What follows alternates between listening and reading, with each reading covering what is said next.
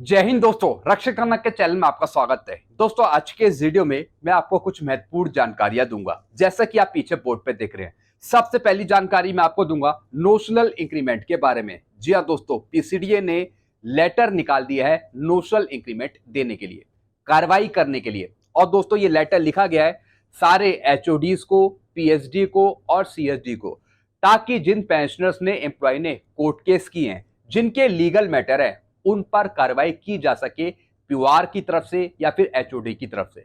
जी हाँ दोस्तों, तो दोस्तों फाइनली पीसीडीए ने काम करना शुरू कर दिया है नोशनल इंक्रीमेंट पे। अब दोस्तों, जो ये लेटर निकाला गया है, ये लेटर निकाला गया है लीगल केसों पर कार्रवाई करने के लिए। जिन पेंशनर ने, एम्प्लॉय ने कोर्ट केस किया था, जिन्होंने नहीं किया उसके बारे में भी लिखा है कि उसका बेनिफिट 1 मई 2023 से दिया जाए। साथ ही साथ दोस्तों, रेफरेंस भी दिया है, नंबर भी दिया है सर्कुलर नंबर 16 का। जी हाँ दोस्तों, और दोस्तों सर्कुलर नंबर 16 डिफेंस सिविलियंस पे लागू होता है नोशनल इंक्रीमेंट के मामले में। तो दोस्तों, ये लेटर निकाला है 29 मई 2025 को, अभी का ही लेटर है। पूरा लेटर मैं आपको समझाऊंगा। साथ ही साथ दोस्तों, इस लेटर के साथ पीसीडीए ने एक फॉर्म भी जारी करा है, proforma for submission of claim in respect of one notional increment case for notification of PPO. जी हाँ दोस्तों, पीपीओ के आधार पे नोशनल इंक्रीमेंट देना। तो दोस्तों, ये फॉर्म भरा जाएगा पीओआर की तरफ से या फिर एचओओडी की तरफ से। जी हाँ दोस्तों, पूरी डिटेल यहां पे मेंशन होगी एम्प्लॉय की, पेंशनर की, नोशनल इंक्रीमेंट देने की। ये परफॉर्म अभी मैं आपको आगे समझाऊंगा। ये आपको नहीं भरना, ये पीओआर भरेगा, जो हेडक्वार्टर है वो भरेगा, फिर आपका केस वो फॉरवर्ड करेगा नोशनल इंक्रीमेंट देने के लिए। दोनों चीज बहुत इंपॉर्टेंट है, वो लेटर भी और ये फॉर्म भी, दोनों मैं आपको आगे समझाऊंगा। फिर दोस्तों, एक और मैं आपको जानकारी दूंगा नोशनल इंक्रीमेंट की। एक रेलवे के पेंशनर थे जिन्होंने सीपी ग्राम में शिकायत डाली नोशनल इंक्रीमेंट लेने के लिए। साफ रेलवे ने मना कर दिया कि नोशनल इंक्रीमेंट आपको नहीं दिया जा सकता। जी हाँ दोस्तों, और रेलवे ने एक लाइन लिखी है जिसमें लिखा है कि नोशनल इंक्रीमेंट का बेनिफिट सिर्फ उन्हीं को मिलेगा जो 1 मई 2023 को या फिर उसके बाद आएंगे। सरासर पेंशनर्स को गुमराह किया जा रहा है। जी हाँ दोस्तों, और दोस्तों रिप्लाई भी आया है, रिप्लाई भी दिया गया है रेलवे की तरफ से। क्या रिप्लाई दिया है ये मैं आपको समझाऊंगा। साथ ही साथ दोस्तों, पेंशनर ने अपनी अपील भी डाली है, अपील भी लिखी है ग्रुप में कि मुझे इस तरीके से परेशान करा जा रहा है, मेरी कैसे हेल्प होगी। तो दोस्तों, हम इनकी किसी ना किसी तरीके से हेल्प करेंगे, नोशनल इंक्रीमेंट इनको दिलवाएंगे। इनके लिए लागू है नोशनल इंक्रीमेंट। पूरा केस दोस्तों मैं आपको आगे समझाऊंगा। फिर दोस्तों, अगली जानकारी मैं आपको दूंगा 8वें वेतन आयोग के बारे में। जनवरी 2026 को लागू होगा 8वां वेतन आयोग। जहां दोस्तों, एक खबर आई है न्यूज़पेपर में जिसमें बताया जा रहा है कि जनवरी 2026 को लागू होगा 8वां वेतन आयोग। इस पर हम आगे बात करेंगे। फिर एक और मैं आपको जानकारी दूंगा एफएमए के बारे में। एफएमए की थोड़ी सी हिस्ट्री में आपको समझाऊंगा, फिक्स मेडिकल अलाउंस की, कि पहले आपको एफएमए कितना मिलता था, फिर सरकारी लेटर के अनुसार कैसे एफएमए को रिवाइज करा गया समय समय पर। जी हाँ दोस्तों, ये भी मैं आपको समझाऊंगा आगे। तो दोस्तों, बस यही जानकारियां जो मैं आपको देने वाला हूं, इसलिए इस वीडियो को आप शुरू से लेकर आखिरी तक देखेगा। वीडियो में आगे बढ़ने से पहले एक छोटी सी अपील मैं आपसे कर रहा हूं। अगर आप पहली बार मेरा चैनल देख रहे हैं या फिर ये वीडियो देख रहे हैं, तो आप मेरा चैनल सब्सक्राइब भी कर सकते हैं, जिसका नाम है रक्षित खन्ना, क्योंकि ऐसी जानकारियां, सही जानकारियां आपको मिलती रहती है इस चैनल के माध्यम से। दोस्तों, देखने में ही आया है कि आप मेरा वीडियो तो देखते हैं लेकिन आप चैनल को सब्सक्राइब नहीं करते। इससे मैं निराश हो जाता हूं। लगभग 34% ऐसे पेंशनर्स हैं जो मेरा वीडियो देख रहे हैं लेकिन चैनल को आप सब्सक्राइब नहीं कर रहे। दोस्तों, अगर आप मेरा वीडियो देखते हैं तो चैनल को आप जरूर सब्सक्राइब करें, आपका एक भी पैसा नहीं लगेगा, फ्री ऑफ कॉस्ट है। जी हाँ दोस्तों, तो दोस्तों ये जो 34% है, इसे आप 100% तक पहुंचाइए चैनल को सब्सक्राइब करके। जी हाँ दोस्तों, मेरे को एक पैसा नहीं चाहिए, मैं आपके लिए फ्री सेवा कर रहा हूं।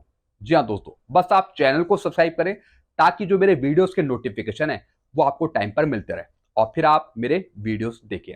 तो चैनल को आप जरूर जरूर सब्सक्राइब करें, तभी मैं ये जानकारी हर एक वीडियो में देता हूं। चलते हैं दोस्तों, अब जानते हैं सारी जानकारियां। जी हाँ दोस्तों, सारी जानकारी मैं आपको विस्तार से समझाता हूं। सबसे पहली जानकारी है लेटर।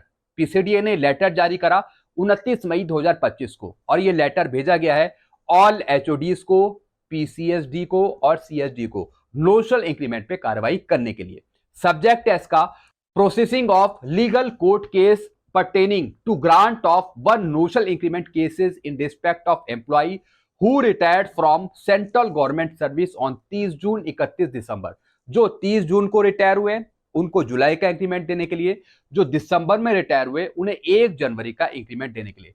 जितने भी लीगल कोर्ट के थ्रू जो केस प्रोसेस करे गए हैं या फिर जिनका फाइनल निपटारा हो गया है, केस उसका जजमेंट आ गया, तो उन पर नोशनल इंक्रीमेंट देने की कार्रवाई करी जाए डिपार्टमेंट के द्वारा या फिर पीओआर को द्वारा।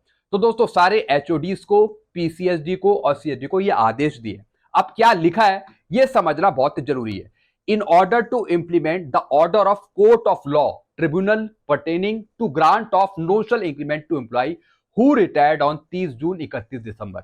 यानी जिन पेंशनर ने एम्प्लॉय ने कोर्ट केस किया था, जिनके लीगल मैटर है, उनको आगे फॉरवर्ड करा जाए नोशनल इंक्रीमेंट देने के लिए।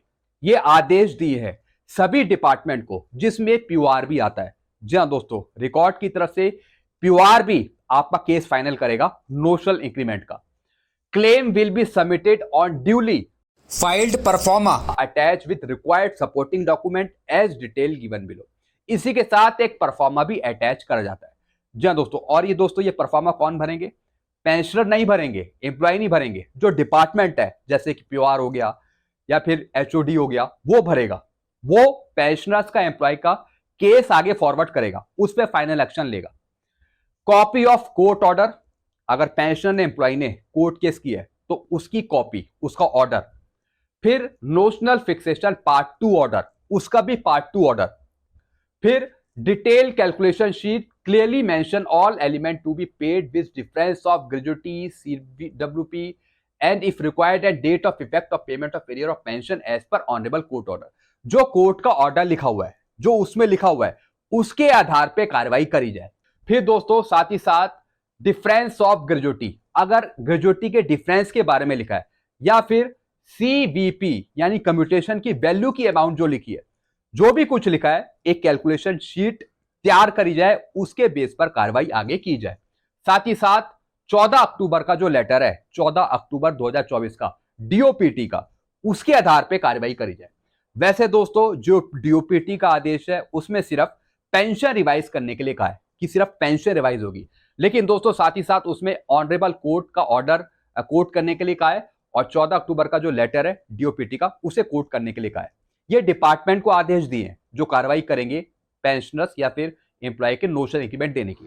फिर आगे क्या लिखा है? The mode of submission of such case will be under. जी हाँ दोस्तों, अब मोड क्या रहेगा सबमिशन का, किस तरीके से केस फॉरवर्ड किए जाएंगे? By hand, direct to OIC legal cell of PCDA, by hand, और वो भी दोस्तों direct to OIC legal cell of PCDA Prayagraj.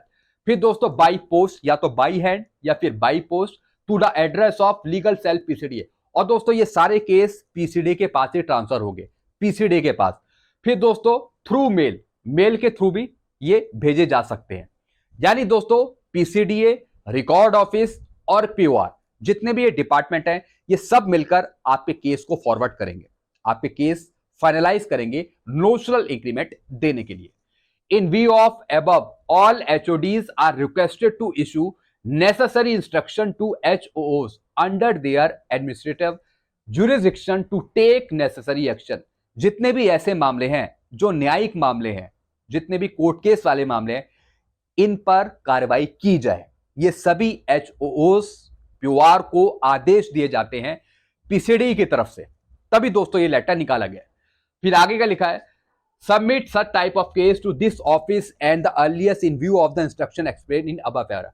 जो भी इसमें गाइडलाइन दी रखी है इस लेटर में, इसके अनुसार कार्रवाई करी जाए नोशनल इंक्रीमेंट पे। अब दोस्तों मैं आपको परफॉर्मा समझा रहा हूं। यह है दोस्तों पूरा परफॉर्मा, जिसमें पेंशनर की, एम्प्लॉय की डिटेल आएगी कि किस तरीके से उसे नोशनल इंक्रीमेंट दिया जाएगा। सबसे पहले name of the pensioner, pensioner का नाम, यह आपको नहीं भरना, यह पेंशनर और एम्प्लॉय के लिए नहीं है, ये डिपार्टमेंट के लिए है। जो रिकॉर्ड हो गया या फिर पीओआर हो गया, उसके नीचे साइन भी होंगे, उनको दोस्तों ये भरना है। नेम ऑफ द पेंशन यहां पे आएगा, स्पाउस का PPO number, date of retirement, फिर इन केस ऑफ प्री 1/1/2016, अगर 2016 से पहले के है उनका ब्यौरा। फिर पे बिफोर कंसीडरेशन नोशनल इंक्रीमेंट। जी हाँ दोस्तों, यानी नोशनल इंक्रीमेंट देने से पहले यहां पर पे बैंड, यानी पहले की पे कितनी थी, बेसिक पे कितनी थी, ग्रेड पे कितना था, फिर नोशनल पे एज 1/1/16 लेवल कितना है, और फिर पे इन लेवल रुपीस, उसका यहां पे अमाउंट। फिर दोस्तों पे after consideration notional increment, notional increment देने के बाद, नोशनल इंक्रीमेंट देने के बाद कितनी पे डिसाइड होगी। एक तो नोशनल इंक्रीमेंट देने से पहले और नोशनल इंक्रीमेंट देने के बाद। यहां पे दोस्तों नोशनल इंक्रीमेंट देने के बाद कितनी पे हो जाएगी, यहां पे बैंड, ग्रेड पे, यहां पे लेवल, और फिर रुपीस कितनी बेसिक पे। फिर दोस्तों नीचे इन केस ऑफ ऑन और आफ्टर 1116, सबसे ऊपर था जो 2016 से पहले आए हैं उनकी डिटेल, और नीचे हैं जो 1116 को या फिर 1116 के बाद रिटायर हुए उनकी यहां पे डिटेल। पे before consideration notional increment, notional increment देने से पहले पे लेवल, फिर नोशनल इंक्रीमेंट देने के बाद पे आफ्टर, नोशनल इंक्रीमेंट देने के बाद पे बेसिक पे यहां पे मेंशन होगी। फिर दोस्तों where only pension is to be revise, जी दोस्तों जहां पर सिर्फ पेंशन ही रिवाइज होगी, सिर्फ पेंशन, फॉर कितनी और कितनी रीड करी जाएगी यानी रिवाइज होने के बाद। फिर यहां पे डिफरेंस और फिर इफेक्टिव डेट, कब से वो लागू है। वैसे दोस्तों सिर्फ पेंशन ही रिवाइज होगी, बाकी अदर बेनिफिट आपको नहीं मिलने वाले। फिर आगे क्या लिखा है, where all retiral benefit is to be revise as per court order otherwise mention not applicable. अगर कोर्ट के आदेश के अनुसार यह लिखा हुआ है कि अदर बेनिफिट रिवाइज करे जाए, जैसा कि ग्रेजुटी, कम्यूटेशन या फिर पेंशन, तो उसका ब्यौरा यहां पे दिया जाए। अगर नहीं तो नॉट एप्लीकेबल यहां पे मेंशन किया जाए।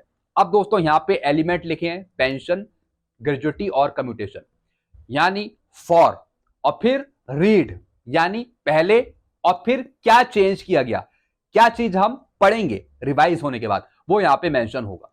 फिर यहां पे डिफरेंस और फिर इफेक्टिव डेट।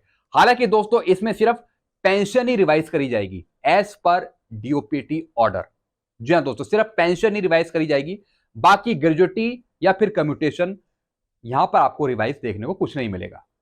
लेकिन फिर भी लिखा है कि अगर कुछ है तो उसका ब्यौरा यहां पे दे सकते हैं, नहीं तो नॉट एप्लीकेबल यहां पे होगा। फिर दोस्तों आगे क्या लिखा है, court order number and date. जी हां दोस्तों, कोर्ट का ऑर्डर नंबर और डेट जिनका पेंशनर का एम्प्लॉय का फाइनल हो गया केस। नोट, अब नोट क्या लिखा है, if this information is not provided and court order is not found. अगर कोई कोर्ट का ऑर्डर नहीं है, अगर कोर्ट का ऑर्डर नहीं है और ना ही इसमें कोई इंफॉर्मेशन प्रोवाइड करी गई है, तो उन पेंशनर्स को, उन एम्प्लॉय को नोशनल इंक्रीमेंट का बेनिफिट 1 मई 2023 से मिलेगा। Benefit will be allow only on pension with effect from 1 May 2023। जिन्होंने कोर्ट केस नहीं किया, जिनके पास कोई इंफॉर्मेशन नहीं है, जिनके लीगल केस नहीं है, उनको नोशनल इंक्रीमेंट का बेनिफिट डीओपीटी के आदेश के अनुसार 1 मई 2023 से दिया जाएगा, और वो भी सिर्फ पेंशन पे। ये लिखा है दोस्तों, and HOO will be responsible for non compliance of court order. जी हां दोस्तों, अगर कोर्ट के आदेशों का उल्लंघन किया जाता है या फिर माना नहीं जाता, तो इसका जिम्मेवार एचओओ होगा, हेड ऑफ द ऑफिस होगा। साफ आदेश दिए दोस्तों यहां पे पीसीडी ने लेटर जारी करके। पार्ट 2 ऑर्डर एंड डेट ये भी मेंशन होगी, पार्ट 2 ऑर्डर और डेट। तो दोस्तों आपने यहां पे देखा ये फॉर्म निकाला गया है, और साथ ही साथ इसमें सिग्नेचर होंगे पीओ के दोस्तों, पीओ के यहां पे सिग्नेचर होंगे सील के साथ, और यहां पे एचओओ के भी यहां पे सिग्नेचर होंगे। तो दोस्तों पूरा केस यहां पे बना के भेजा जाएगा नोशनल इंक्रीमेंट का, जिसमें कहीं ना कहीं रिकॉर्ड ऑफिस या फिर पीओआर या फिर एचओओ शामिल होंगे। तो आपको अब टेंशन लेने की जरूरत नहीं है, आपको नोशनल इंक्रीमेंट मिलेगा, चाहे आपने कोर्ट केस किया हो या फिर नहीं किया हो। कोर्ट के आदेश में जो लिखा होगा उसका ही बेनिफिट आपको मिलेगा। जिन्होंने कोर्ट केस नहीं किया उनको बेनिफिट मिलेगा 1 मई 2023 से। ये साफ है इन लेटरों में। आपको ये लेटर चाहिए होंगे तो आप मेरे से ले सकते हैं। चलते हैं दोस्तों अगले लेटर की तरफ। फिर दोस्तों एक पेंशनर थे रेलवे के, जिनका नाम है जय राम द्विवेदी जी। इन्होंने सीपी ग्राम में कंप्लेंट डाली थी। कब डाली थी दोस्तों? 24 अप्रैल 2025 को, जिसका जवाब आया 5 मई 2025 को। जी हां दोस्तों, सबसे पहले जो पेंशनर ने लिखा है वो मैं आपको समझाता हूं कि उनकी क्या अपील थी। नमस्कार साथियों, मैं जय राम द्विवेदी 30 जून 2009 को सेवानिवृत्त हुआ था। 30 जून 2009 को ये रिटायर हो गए थे। मैंने सीपी ग्राम के माध्यम से नोशनल इंक्रीमेंट से संबंधित लाभ लेने के लिए शिकायत दर्ज करी थी। इसका जवाब दिनांक 5/5/2025 को प्राप्त हुआ, जिसमें कहा गया है कि सुप्रीम कोर्ट के आदेश नंबर इतना 6 सितंबर 2024 के अनुसार ये लाभ केवल 1 मई 2023 या फिर उसके बाद रिटायर होने वाले कर्मचारियों को मिलेगा। सरासर यहां पे गुमराह करा गया है रेलवे की तरफ से। जी हाँ दोस्तों, इनको लागू है नोशनल इंक्रीमेंट 1 जुलाई 2009 का। जी हाँ दोस्तों, 1 जुलाई 2009 का इनके लिए लागू है नोशनल इंक्रीमेंट। लेकिन रेलवे यहां पे साफ मुंह कर गया। रेलवे कह रहा है कि जो आदेश है कोर्ट का, उसके अनुसार जो 1 मई 2023 के बाद आएंगे उनको ही नोशनल इंक्रीमेंट मिलेगा। सरासर यहां पे गलत कह रहा है रेलवे। जी हाँ दोस्तों, रेलवे को पता ही नहीं कि सुप्रीम कोर्ट का आदेश क्या है, क्या डीओपीटी ने आदेश निकाला है। सरासर यहां पे गुमराह किया जा रहा है। अब आगे का लिखा है इन्होंने, हालांकि सुप्रीम कोर्ट के आदेश में ऐसा कोई स्पष्ट कट ऑफ डेट का उल्लेख नहीं किया गया है। भैया, कोर्ट के ऑर्डर में तो एक आ गया है कि 1 मई 2023 से एरियर देना है, बेनिफिट देना है। उसमें यह थोड़ी लिखा है कि 1 मई 2023 के जो बाद आएंगे उनको मिलेगा। ऐसा तो कुछ भी नहीं लिखा। उसमें तो डेट लिखी है कि इस तारीख से एरियर मिलेगा, बेनिफिट मिलेगा।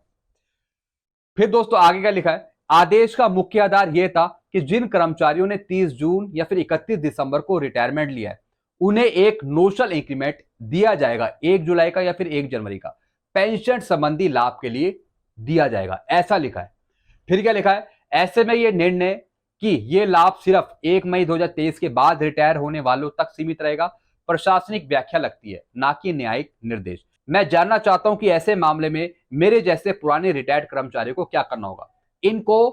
इनको सीपी ग्राम में दोबारा कंप्लेंट डालनी होगी, लेटर दिखाने होंगे डीओपीटी के, सुप्रीम कोर्ट के, कि उसमें ऐसा कहीं भी नहीं लिखा कि जो 1 मई 2023 के बाद आएगा या फिर 1 मई 2023 को आया उनको नोशनल इंक्रीमेंट का लाभ मिलेगा, उससे पहले जो आए हैं उनको नहीं मिलेगा। ऐसा कहीं भी नहीं लिखा गया। सरासर यहां पे गुमराह करा जा रहा है पेंशनर्स को। तो दोस्तों मैं इनको सलाह दूंगा कि आप दोबारा सीपी ग्राम में शिकायत डालें, दोबारा सीपी ग्राम में शिकायत डालें और डालते रहिए जब तक आपको नोशनल इंक्रीमेंट नहीं मिल जाता। कोर्ट केस करने की यहां पे जरूरत नहीं है। हालांकि ये पूछ रहे हैं क्या मुझे कैट में या फिर उच्च न्यायालय में अपील करनी चाहिए या कोई सामूहिक याचिका डालनी चाहिए, ये पूछ रहे हैं क्या मैं कोर्ट केस करूं या कोई अपील डालूं। बिल्कुल डालने की जरूरत नहीं है, कोई अपील डालने की जरूरत नहीं है, कोई कुछ वकील से कंसल्ट करने की जरूरत नहीं है। बिल्कुल साफ सुथरा केस है, आपको नोशनल इंक्रीमेंट ऐसे ही दिया जाएगा। बस आप शिकायत डालते रहिए, कोर्ट का आदेश, लेटर हम इनको प्रोवाइड कर देंगे ताकि इनको नोशनल इंक्रीमेंट मिल जाए। तो दोस्तों आपने यहां पे देखा कि किस तरीके से पेंशनर्स को यहां पे गुमराह किया गया। यहां पे लिखा हुआ है दोस्तों, ये जवाब है, रेलवे का जवाब है। और दोस्तों सीनियर अधिकारी है, इनको पता ही नहीं कि कोर्ट ने क्या लिखा है नोशनल इंक्रीमेंट के बारे में या फिर डीओपीटी ने क्या लिखा है। अगर सही से ये पढ़े तब इनको पता लगे।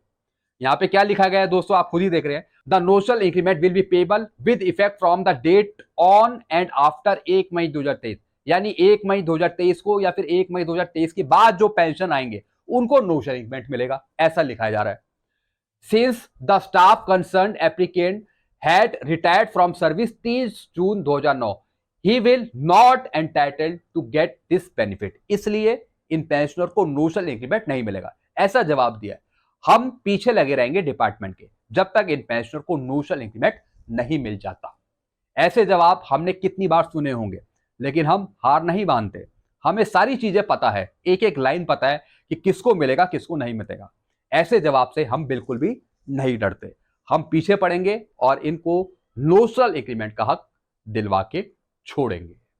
चलते हैं दोस्तों अगली जानकारी की तरफ। अब दोस्तों 8 सीपीसी पर एक न्यूज आई है अखबार में, जिसमें बताया गया है जनवरी 2026 को लागू होगा 8वां वेतन आयोग।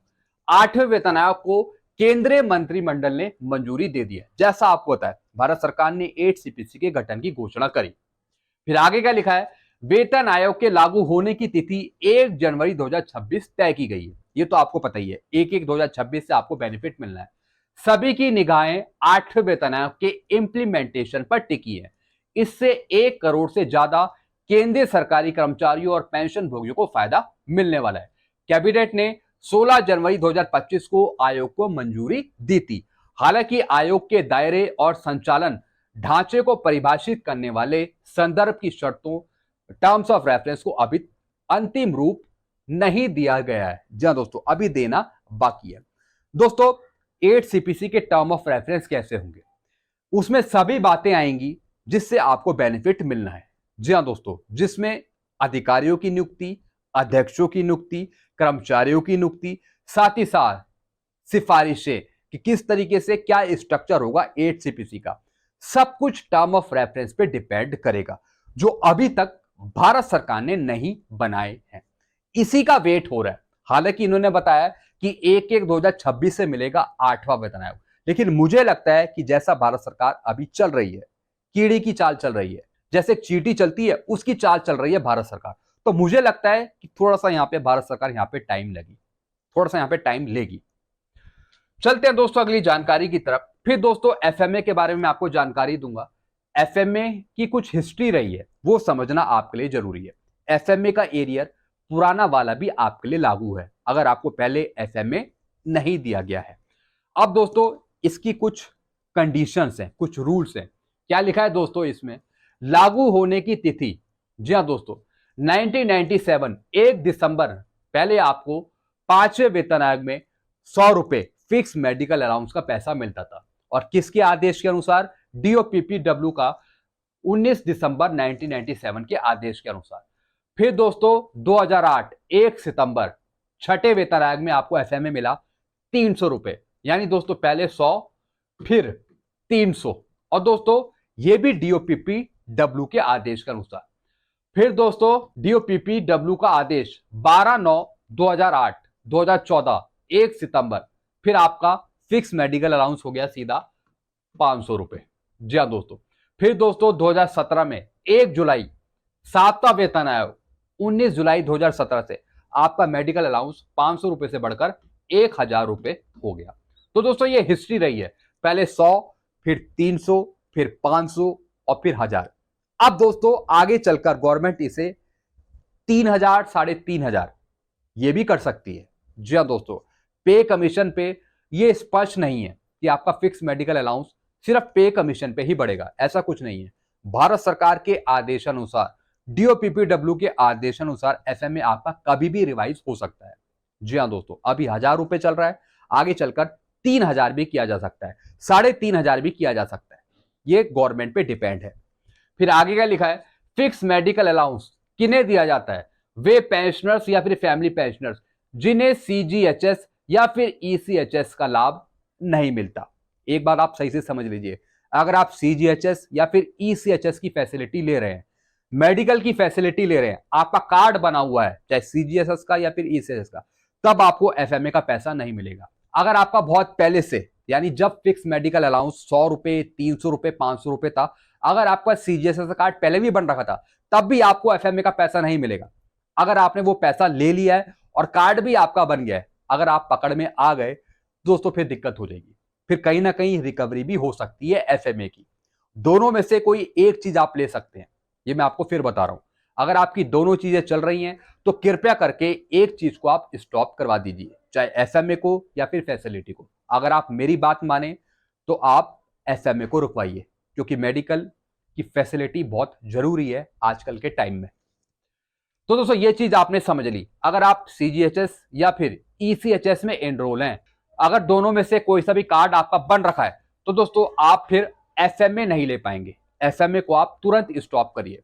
हाँ, अगर आप फैसिलिटी नहीं लेते, अगर आपको एफएमए चाहिए, तो फिर आप उसका ऑप्शन चूज कर सकते हैं, जो किसी भी सरकारी अस्पताल डिस्पेंसरी से नियमित इलाज नहीं ले रहे हैं, जो किसी भी सरकारी अस्पताल से अपना इलाज नहीं करवा रहे, जिनका कार्ड नहीं बन रखा है, जो फैसिलिटी नहीं ले रहे, वो एफएमए ले सकते हैं। जी हाँ दोस्तों, अगर आपका कोई पुराना एफएमए का एरिया रह गया है, कोई पुराना, वो भी आपको मिल जाएगा, उसकी कार्रवाई भी होती है। तो दोस्तों ये चीजें आपने समझी एफएमए के बारे में, आपको सारी जानकारी अच्छे से समझ में आ गई होगी। जो मैंने आपको ये चीजें समझाई हैं, इसके रिगार्डिंग आपके और कोई सवाल है तो आप नीचे कमेंट कर सकते हैं। वीडियो को मैं ये खत्म करता हूं, चैनल को आप सब्सक्राइब कर सकते हैं और वीडियोस को आप शेयर करना मत भूलिएगा। Thank you so much.